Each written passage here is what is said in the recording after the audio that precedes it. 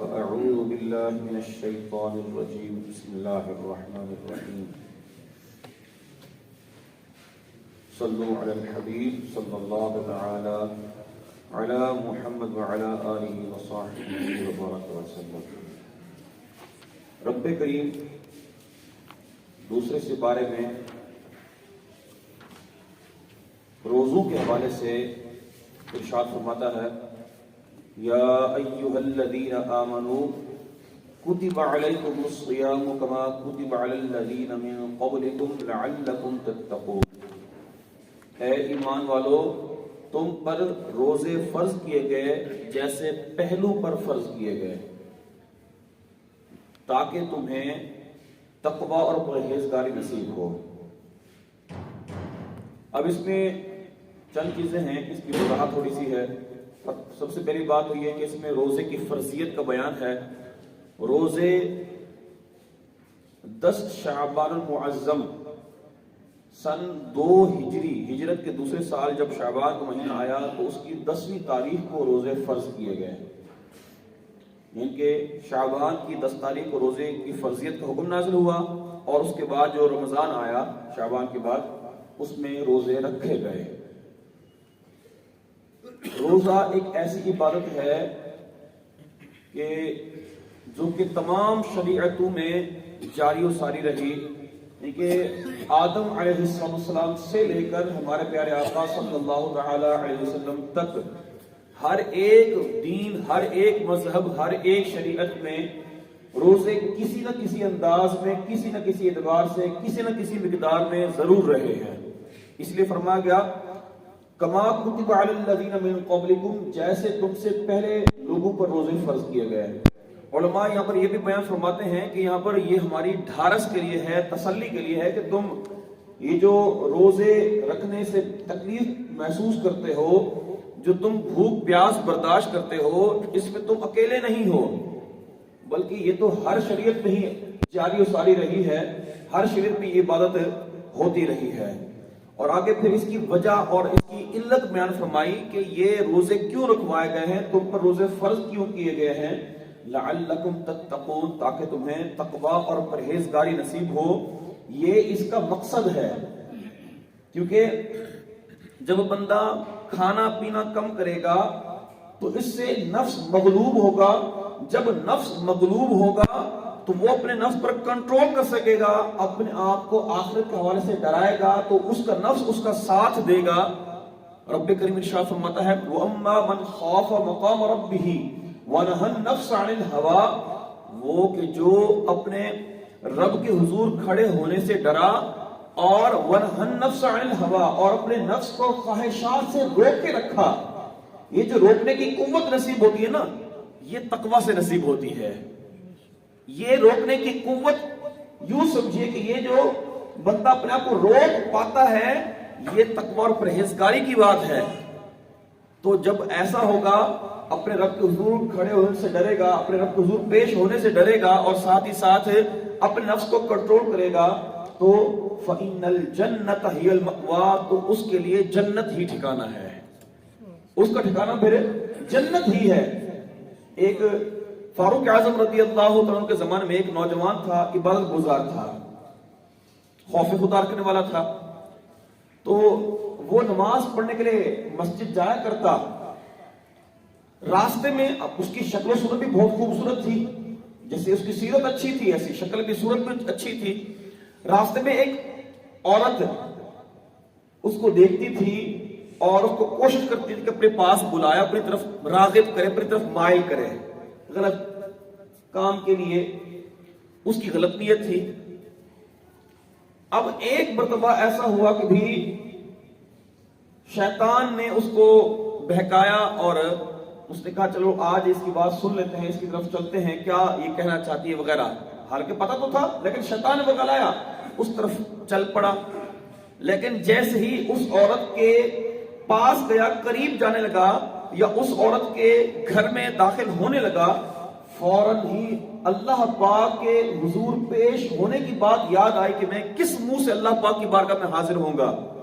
بس یہی بات ذہن میں آئی اور اس نے وہی چیخ ماری، بے ہوش ہو کر زمین پر گر پڑا۔ جب اس عورت نے یہ حال دیکھا تو ڈر کے مارے بھاگ گئی. اب اس نوجوان کے والد کو پتا چلا تو وہ آئے, ان کو اٹھایا, گھر لے کر گئے, اور جب کچھ دیر بعد ہوش آیا تو وجہ پوچھی, بیٹا کیا بات تھی, کیوں بے ہوش ہو گئے تھے, کیا معاملہ ہوا؟ تو ڈرتے جھجکتے ہوئے, شرم سے پانی پانی ہوتے ہوئے اس نے سارا واقعہ بیان کر دیا کہ حضور اس طرح کی بات تھی. پھر جب مجھے یہ بات یاد آئی کہ میں اپنے رب کے حضور کس منہ سے پیش ہوں گا, جیسے ہی مجھے یہ بات یاد آئی تو پھر میری یہ کیفیت ہوئی.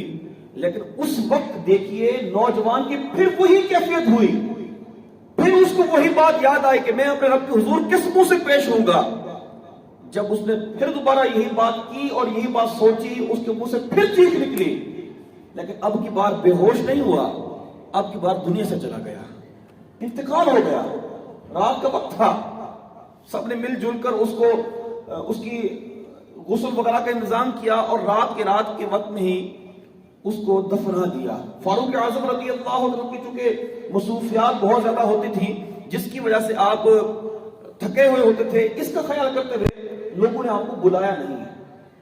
جب صبح پتا چلا کہ بھی اس طرح سے رات واقعہ ہوا ہے اور ایک نوجوان کا انتقال بھی ہو گیا, اس کو دفنا بھی دیا گیا, سارا واقعہ بھی آپ نے سن لیا.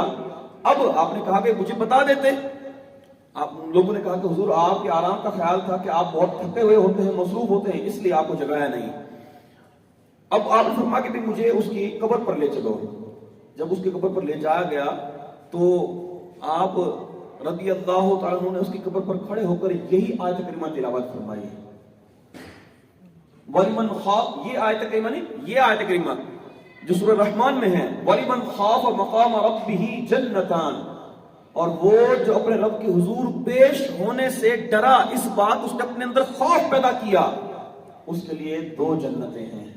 جب آپ نے یہ آیت کریمہ تلاوت فرمائی اور پھر پوچھا, اے نوجوان بتا کیا تیرے رب نے تجھے 2 جنتیں عطا فرمائی ہیں؟ یہ جو ارشاد فرمایا ہے, کیا تیرے رب نے اپنا وعدہ سچ فرمایا ہے؟ تو اندر سے اس نوجوان نے آواز دی, بے شک میرے رب نے سچ فرمایا ہے, مجھے 2 جنتیں عطا فرمائی ہیں. یہ روزے کا مقصد ہے تقوی اور پرہیزگاری, اور جب تقوی اور پرہیزگاری مل جائے پھر رب کی رضا مل جاتی ہے.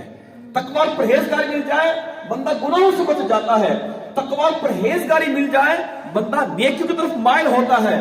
اور آج ہماری جو نسل ہے, بالخصوص نوجوان نسل, بزرگ تو پھر بھی روزے رکھتے نظر آتے ہیں, بزرگ تو پھر بھی نمازیں پڑھتے, تراویح مکمل ادا کرتے نظر آتے ہیں, کھڑے ہو کے پڑھ رہے ہوتے ہیں, لیکن نوجوان نسل ہے کہ وہ کھڑے ہونے سے ڈرتی ہے. حالانکہ ان کو دیکھا جائے تو رات کو یہ کئی دیر تک کرکٹ کے میچ کھیلتے رہیں گے, ان کو دیکھا جائے تو یہ سارا دن کام کاج کرتے رہیں گے, لیکن روزے رکھنے کی طاقت نہیں ہے. ایسا نہیں طاقت نہیں ہے, طاقت ہے, لیکن یہ تقوی نہیں ہے. اسی کے حصول کے لیے روزے رکھنے کا حکم دیا گیا ہے, اور شیطان اسی سے ہمیں دور کرنا چاہتا ہے. رب کریم ارشاد فرماتا ہے ایام معدودات, گنتی کے چند دن ہیں, زیادہ دن نہیں ہیں. اور پھر اس میں بھی یہ فرمایا گیا فمن کان منکم مریض او علی سفر فعدۃ من ایام اخر.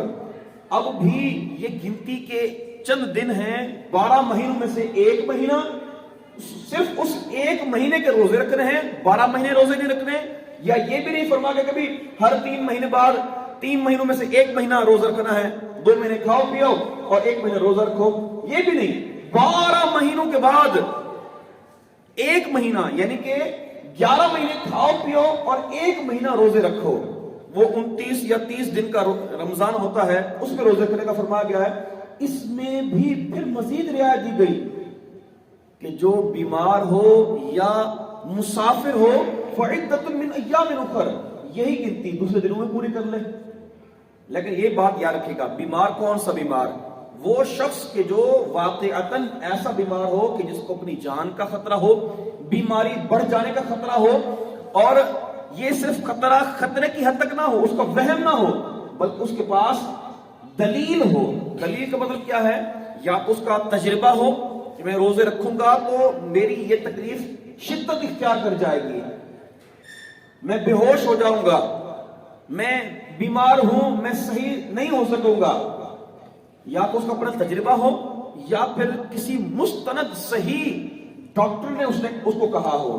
اگر ڈاکٹر نے اس کو کہا ہو لیکن وہ مستند اور صحیح اور پابند شرع ڈاکٹر ہو, جو شریعت کو بھی سمجھتا ہو, اس کی بھی پابندی کا ذہن رکھتا ہو, تو پھر ایسا ڈاکٹر پہلے سے کہہ دے کہ بھی اگر تم روزے رکھو گے تو بیمار ہو جاؤ گے, تو جو بیمار ابھی نہیں ہے وہ بھی روزے چھوڑ سکتا ہے.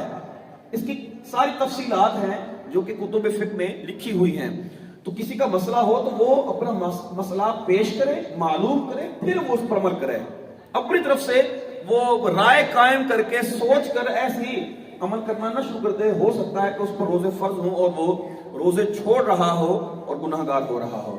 مسافر سے مراد وہ مسافر ہے جو جب روزے کا وقت شروع ہوتا ہے, سحر کا وقت ختم ہوتا ہے, صبح صادق فجر کا وقت شروع ہوتا ہے, اس وقت میں وہ مسافر ہو, شرعی سفر میں اس وقت ہو. ایسا نہیں کہ بھی میں نے آج دن 10 بجے سفر کرنا ہے, میری گاڑی جائے گی, صبح 8 بجے میں نے ٹرین پہ بیٹھنا ہے وغیرہ, تو میں روزہ چھوڑ دوں. نہیں, جس نے سفر کرنا ہو روزہ شروع ہونے کے بعد اس کو چھوڑنے کی اجازت نہیں ہے. جو سفر میں ہو اسی دوران روزے کا وقت شروع ہو جائے اس کو روزہ چھوڑنے کی اجازت ہے. اور دوسری بات یہ بھی یاد رکھیے گا کہ یہ سفر سے مراد شرعی سفر ہے, یعنی کم از کم 92 کلومیٹر کا سفر ہو. اور ان ساری صورتوں میں بھی رب کریم نے ارشاد فرمایا, دیکھو جو روزہ رکھ سکتا ہو, 1 مہینے کے روزے ہیں وہ روزہ رکھے, جو بیمار ہے مسافر ہے نہیں رکھ سکتا تو اور دنوں میں رکھ لے. جو یہ بھی نہ کر سکے, یعنی کہ زندگی بھر کبھی بھی روزے رکھ ہی نہیں سکتا, ایسا جو بوڑھا ہو جاتا ہے کہ کبھی اس کو امید ہی نہیں کہ یہ صحت مند ہو سکے گا, روزے رکھ سکے گا, اب جا کے وہ کیا ہے, وَعَلَى الَّذِينَ يُطِيقُونَهُ فِدْيَةٌ طَعَامُ مِسْكِينٍ, وہ ایک مسکین کو روزے کے بدلے میں ایک روزے کے بدلے میں فدیہ دے, ایک مسکین کو کھانا کھلائے. 2 وقت کا کھانا ایک مسکین کو دینا ہوتا ہے, یا ایک صدقہ فطر جو ہم فطرانے کے طور پر عید پر دیتے ہیں, یہ ایک روزے کے بدلے میں اس کا فدیہ ہے. اور دیکھیں کتنی رعایتیں دی جا رہی ہیں. 11 مہینے بعد 1 مہینہ روزوں کا, اس میں بیمار ہو مسافر ہو تو وہ اور دن رکھ لے, جو زندگی میں کبھی بھی رکھ نہ سکتا ہو اور ابھی بھی نہیں رکھ سکتا تو وہ فدیہ دے دے. لیکن ان سب کے باوجود رب کریم نے ارشاد فرمایا وَأَن تَصُومُوا خَيْرٌ لَكُمْ, بہتر یہی ہے کہ تم روزے ہی رکھو. روزے میں بہتری ہے. میرے آقا صلی اللہ تعالی علیہ وسلم نے ارشاد فرمایا صوموا تصحوا, روزہ رکھو صحت یاب ہو جاؤ گے. ہم بیماری کے ڈر سے کہ جو ہمارا بلا وجہ کا خوف ہوتا ہے, ایسے ہی اپنا بنایا ہوا وہم ہوتا ہے, اس کی وجہ سے ہم روزے چھوڑ دیتے ہیں. میرے آقا نے فرما دیا کہ روزے میں ہی صحت ہے, تو صحت حاصل کرنی ہو روزے رکھو.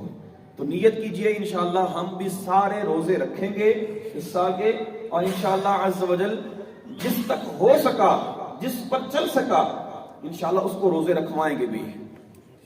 جو ایسے نابالغ بچے ہوں جو طاقت رکھتے ہوں, 11 سال 12 سال کی عمر کے, اس عمر کے بالخصوص میں کہہ رہا ہوں, ورنہ اس سے پہلے کے بھی ایسے ہوتے ہیں, صحت مند بچے ہوتے ہیں جو طاقت رکھتے ہیں, تو ان کو ابھی سے عادت ڈلوائیں. بچہ اگر 8-9 سال کا ہے اس کو بھی سے عادت ڈلوائیں. روزہ اس پر فرض نہیں ہے, بالغ ہوگا تو فرض ہوگا, لیکن ابھی سے عادت ڈالیں گے. وہ ایک سال میں رمضان کے اندر 2-4 روزے رکھے گا, 8-10 روزے رکھے گا, پھر اگلے سال وہ اور زیادہ رکھے گا, یہاں تک کہ جب بلوغت کی عمر کو پہنچے گا تو اس کو روزہ رکھنے کی عادت ہو چکی ہوگی, تاکہ اس کا کوئی بھی روزہ مس نہ ہو, وہ کسی بھی صورت میں گناہگار نہ ہو. تو بچوں کو روزہ رکھوائیں, اور بالخصوص وہ جن پر روزہ فرض ہے, اپنے گھر والے ہوں, اپنے بیٹے ہوں, بیٹیاں ہوں, دیگر اہل خانہ, دیگر اعزاء اقربا ہوں, جس پر چل سکتا ہو, جس ہماری جو بات مان سکتا ہو, مانتا ہو, تو اس کو روزہ رکھوائیں, اس کو ذہن دیں. اگر کسی کا مسئلہ ہے معلوم کر لیں کہ یہ کیفیت ہے, اب کیا حکم ہے میرے لیے. اللہ پاک ہم سب کو عمل کرنے کی توفیق نصیب فرمائے. آمین بجاہ النبی الامین صلی اللہ علیہ وسلم.